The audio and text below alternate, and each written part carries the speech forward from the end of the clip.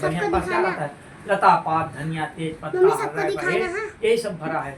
भगवान ने कहा जो तुम कहे तुम्हारी बात सत्य हो जाए वही तुम्हारी नौका में ब्राह्मण के रूप आए लिख रहे थे। वही हो जाए, उसके नौका में वही हो गया, धनिया तेज पत्ता सब हो गया। इतना कह के भगवान को दूर जाके नदी किनारे बैठ गए। भगवान खुद बैठ गए। हाँ नदी किनारे बैठ गए। बैठने के बाद भगवान चले जाते तो आते नहीं, नदी किनारे भगवान बैठ गए। नाव हल्की ऊपर उतराई हुई दिखाई दिया। नौका में चढ़ के देखता है साधु महाजन, उसके नौका में हीरा मोती सोना चांदी सब गायब, लता पात से सब भर गया था। मूर्छित होकर वहां पर बेहोश हो गिर गया। दामाद ने तुरंत जल लिया, मुंह धोया, होश आया, कहा हे पिताजी चिंता क्यों करते हैं, दंडी सन्यासी शराब दिया हुआ सन्यासी बैठा, उन्हीं शरण चलो वही मन की इच्छा पूर्ण होने वाली है। हमारे आपसे रोने चिल्लाने से कुछ होने वाला नहीं है। दंडी के सामने जाकर के हाथ जोड़ प्रणाम करते हैं, कहते जो आपके सामने असत्य भाषा अपराध किया है मेरे इस अपराध को क्षमा करे। बारंबार प्रणाम करके रोने लगा और रोते रोते उनके चरणों में गिर पड़ा। तब भगवान ने कहा हे मूर्ख रो मत, मेरी बात सुन, मेरी पूजा से उदासीन होने के कारण तुमने बारंबार दुख प्राप्त किया। दुख देने वाला कोई नहीं है, हमारा जो पूजा न करने से आपको दुख प्राप्त हुआ है। तो साधु महाजन ने कहा हे प्रभु हे नारायण आप प्रसन्न हो जाइए, मैं अपनी धन शक्ति के अनुसार अपने सामर्थ्य के अनुसार आपका पूजा करूंगा। आपको जो ब्रह्मा नहीं जान पाए तो मैं मूर्ख मनुष्य कैसे जान सकता हूँ। कहा हे करुणा निधान हे जयसागर, हमारे नौका में जैसा था वैसा धन वापस आ जाए, हम आपका पूजा करते रहे। भगवान कहे तथास्तु। कहीं प्रभु एक वरदान और दे दो, कहीं बोलो कहीं मेरे कुटुंब परिवार का भी रक्षा करो। कहीं भगवान बोले तथास्तु। तो सोचे भगवान सोचे बनिया है, लालची लालच बहुत आ गया है। वहीं पर से अंतर ध्यान हो गए, लुप्त हो गए। और जब भगवान लुप्त हो गए तो ससुर दामाद आकर नौका में देखते हैं तो हीरा मोती सोना चांदी सीता नौका में आ गया। बहुत प्रसन्न चित्त से पके हुए वहीं पे ब्राह्मण को बुला करके सत्यनारायण भगवान का व्रत कथा किया। भगवान का व्रत कथा करने के बाद अपने देश के लिए दक्षिणा देके अपने देश के लिए प्रस्थान किया। जब अपने देश के नगर निकट पहुंच गए तो दामाद से कहा था बेटा वो अपनी नगरी दिखाई दे रही, अपने नगर निकट पधार गए हैं। दूत से कहा जाकर सेठान से कह दो कि सेठ जी नगर निकट पधार गए हैं। जैसे दूत पहुंचता है माँ बेटी सत्यनारायण भगवान का पूजन कर रही थी। उसी समय दूत पहुंचा, हाथ जोड़कर सेठान को प्रणाम किया, कहा सेठ जी नगर निकट पधार गए हैं। लीलावती ने तुरंत थाली लिया, जल लिया, पुष्प लिया, दीपक लिया, अपने पति का आरती उतारने के लिए पहुंच गई। अब पुत्री से कहा पुत्री जब कथा समाप्त होकर के तुम भी आना। और वहाँ कलावती कन्या अपने पति का आरती उतारने लीलावती पहुंच गई तो कलावती कन्या कहती है कि पंडित जी क्या हम अपने पति का आरती उतारने नहीं जा सकते?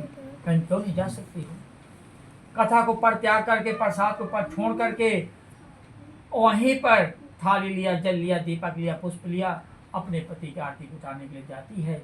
उसी समय उसका पति उसके सामने जल में डूब रहा था। बस डूब निकला और मूर्छित हो गई, बेहोश हो गई, गिर गई। माँ देखी मेरी पुत्री आई कैसे गिर गई। जल लिया, मुंह धोया, होश आया। जब सुधाया पूछा कि हे पुत्री क्या हुआ?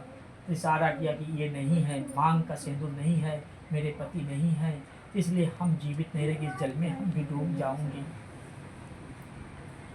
तो लीलावती ने तुरंत अपने पति से कहा कि दामाद कैसे जल में लुप्त हो गए, गायब हो गए हैं। जब इस तरह से कहा तो उसका पति ने कहा, लीलावती पति ने कहा कि हम भगवान सत्यनारायण के माया से मोहित, उनके अलावा दंड देने वाला कोई नहीं है। सत्यनारायण भगवान ही दंड दिए हैं। वहीं पर हर कीर्तन होने लगा, श्रीमन्नारायण, लक्ष्मी नारायण, ओम नमो भगवती वासुदेवाय नमः, ओम गोविंदाय नमः। ऐसा नहीं कीर्तन करो अब पाप मस्त होना चाहिए, ऐसा कीर्तन करना चाहिए, विभोर हो जाना चाहिए। जब सत्यनारायण भगवान कथा में विभोर हो गए, झूम गए तो भगवान प्रसन्न हो गए। आकाशवाणी होता है हे साधु महाजन तुम्हारी कन्या कथा को छोड़कर प्रसाद पर त्याग करके चली आई। इसी का इसका पति अदृश्य हो गया। ये आकाशवाणी हुआ। जब एक जाकर कथा सुनेगी और प्रसाद वितरण करेगी, प्रसाद खावेगी, प्रसाद लेकर आवेगी, इसका पति अवश्य मिलेगा, इसमें संशय नहीं है। ये आकाशवाणी कलावती कन्या सुनी। शीघ्र कलावती कन्या घर जाकर ब्राह्मण को बुलाकर सत्यनारायण भगवान का व्रत कथा करती है। कथा समाप्त होने पर भगवान दिखाओ। प्रसाद वितरण करती है, प्रसाद ग्रहण करती है, प्रसाद लेकर आते उसका पति फिर मिल जाता है। तो पिताजी को पति को देखती है, कहती पिताजी विलम्ब मत करो, घर चले। पिता ने कहा, हे पुत्री, अभी तेरा पति नहीं था, तुम जल में डूबने जा रहे थे, तेरा पति आ गया तो बोलते शीघ्र घर चलो। कहीं तब पिताजी कहीं यहीं पे सत्यनारायण भगवान का व्रत कथा फिर करेंगे।